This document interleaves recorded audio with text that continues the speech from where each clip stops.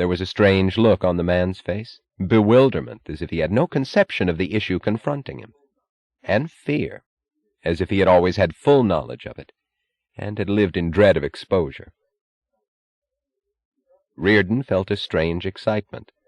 He felt as if he were about to grasp something he had never understood, as if he were on the trail of some discovery still too distant to know, except that it had the most immense importance he had ever glimpsed. "Mr. Reardon," said the man, "the government needs your metal. You have to sell it to us, because surely you realize that the government's plans cannot be held up by the matter of your consent."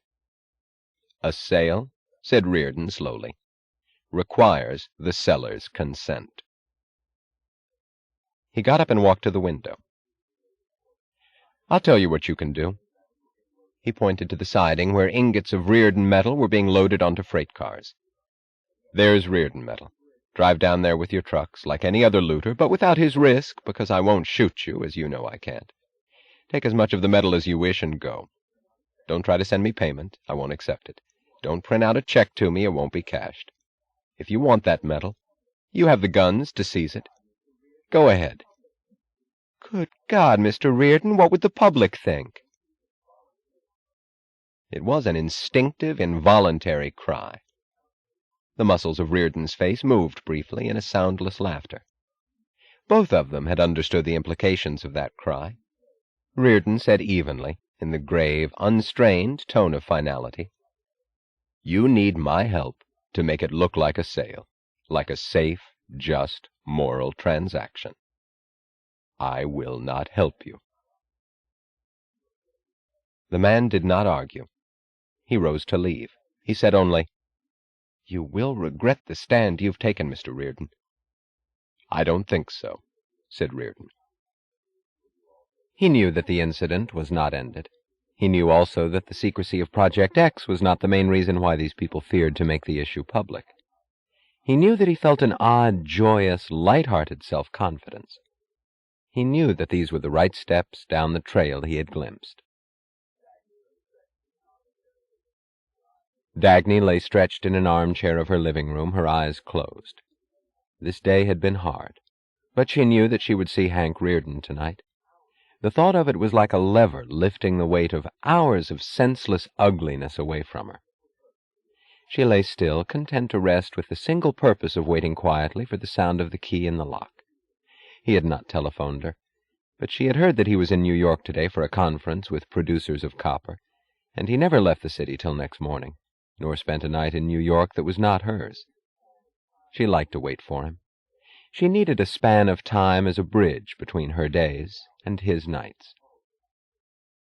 The hours ahead, like all her nights with him, would be added, she thought, to that savings account of one's life where moments of time are stored in the pride of having been lived.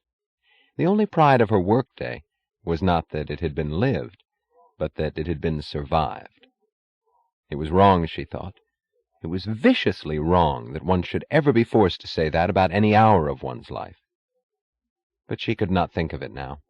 She was thinking of him, of the struggle she had watched through the months behind them, his struggle for deliverance.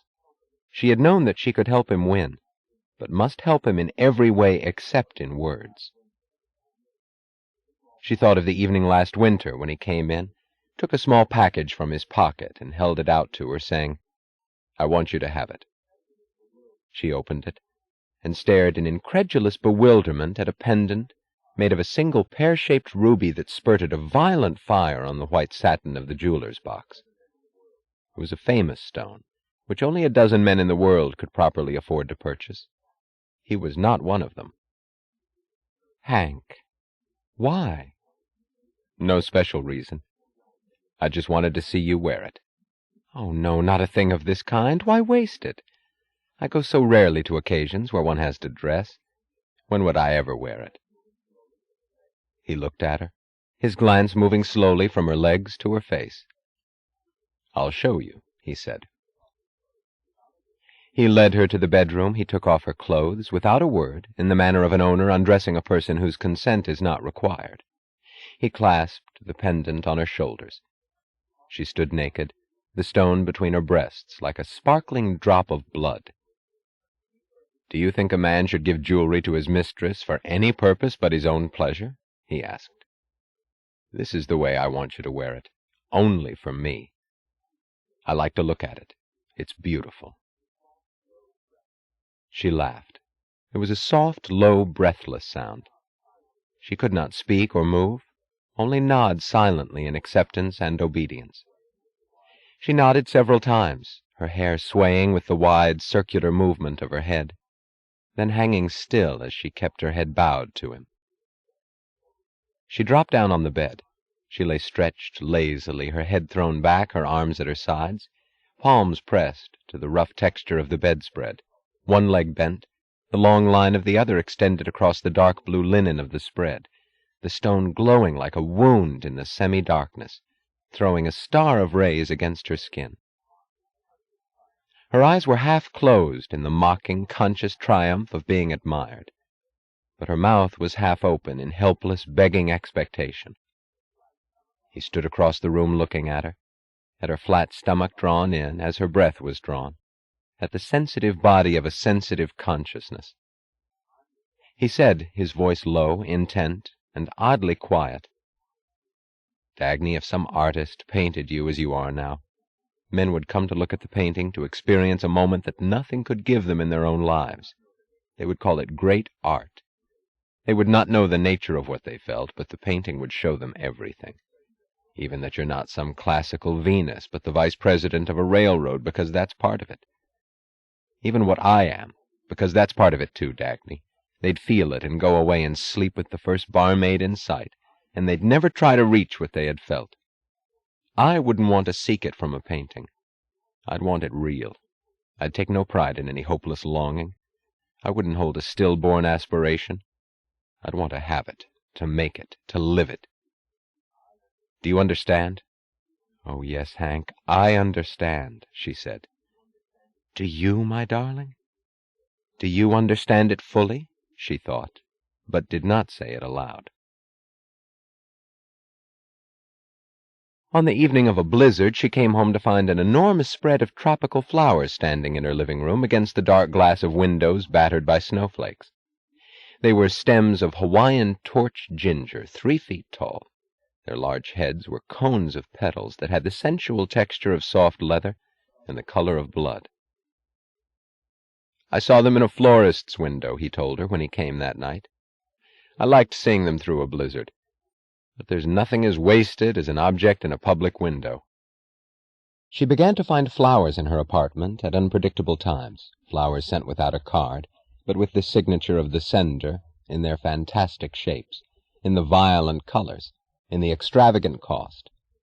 He brought her a gold necklace made of small hinged squares that formed a spread of solid gold to cover her neck and shoulders like the collar of a knight's armor. "Wear it with a black dress," he ordered. He brought her a set of glasses that were tall, slender blocks of square-cut crystal made by a famous jeweler. She watched the way he held one of the glasses when she served him a drink, as if the touch of the texture under his fingers, the taste of the drink, and the sight of her face were the single form of an indivisible moment of enjoyment. "I used to see things I liked," he said, "but I never bought them. There didn't seem to be much meaning in it. There is now." He telephoned her at the office one winter morning and said, not in the tone of an invitation, but in the tone of an executive's order, "We're going to have dinner together tonight. I want you to dress. Do you have any sort of blue evening gown? Wear it." The dress she wore was a slender tunic of dusty blue that gave her a look of unprotected simplicity, the look of a statue in the blue shadows of a garden under the summer sun. What he brought and put over her shoulders was a cape of blue fox that swallowed her from the curve of her chin to the tips of her sandals. "Hank, that's preposterous," she laughed. "It's not my kind of thing." "No?" he asked, drawing her to a mirror. The huge blanket of fur made her look like a child bundled for a snowstorm. The luxurious texture transformed the innocence of the awkward bundle into the elegance of a perversely intentional contrast, into a look of stressed sensuality. The fur was a soft brown, dimmed by an aura of blue that could not be seen, only felt, like an enveloping mist, like a suggestion of color grasped not by one's eyes, but by one's hands, as if one felt without contact the sensation of sinking one's palms into the fur's softness. The cape left nothing to be seen of her except the brown of her hair, the blue-gray of her eyes, the shape of her mouth. She turned to him, her smile startled and helpless. I didn't know it would look like that. I did.